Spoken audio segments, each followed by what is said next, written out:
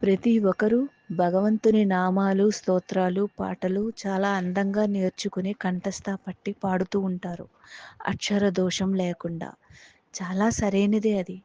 కానీ దాని అర్థం తెలుసుకొని దాన్ని పాటించడంలో నిర్లక్ష్యం వహిస్తూ ఉంటారు. మనము ఆ ఒక్కటి నాకు అర్థమయ్యేలా చెయ్యవా?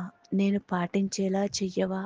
అని ఆయన్ని అడిగి ఉంటే మనం పాటలు పాడిన ప్రతిసారి దాని భావ అర్థాలు కూడా అందరికీ వినిపించేలా, అర్థమయ్యేలా చెప్పగలిగితే మనుషులు ఈ పాటికి ఆ యొక్క ఉన్నత స్థాయికి చేరుకునేవారు.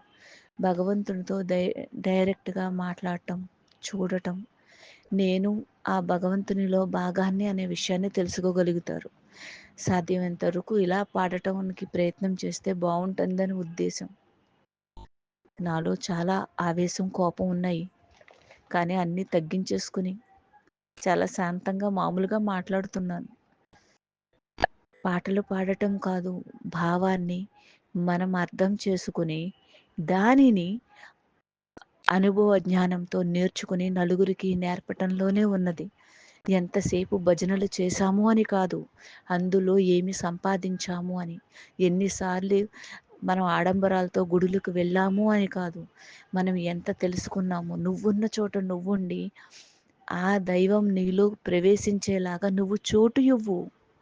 నీలో ఉన్న కల్మషాలు, దోషాలు తీసేస్తే నువ్వే దేవుడు అవుతావు. నువ్వు అనవసరమైన విషయాలకి వాడే నీ యోగశక్తిని మంచి చేయడానికి వాడు. నేను ఇలా అంటే అయిపోతుంది, అలా అంటే జరిగిపోతుంది. ఎందుకు అనవసరమైన విషయాల మీద నీ ఉన్నతమైన శక్తిని ప్రయోగించటం? అది దుష్టాత్మలు చేసే పని. నువ్వు పవిత్రాత్మగా, గొప్పగా మారాలి అంటే నీలో ఉన్న నెగెటివ్ షేడ్‌ని పాజిటివ్‌గా మార్చు.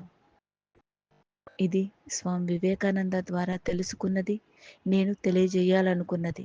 దయచేసి గ్రహించగలరని ఆశిస్తున్నాను.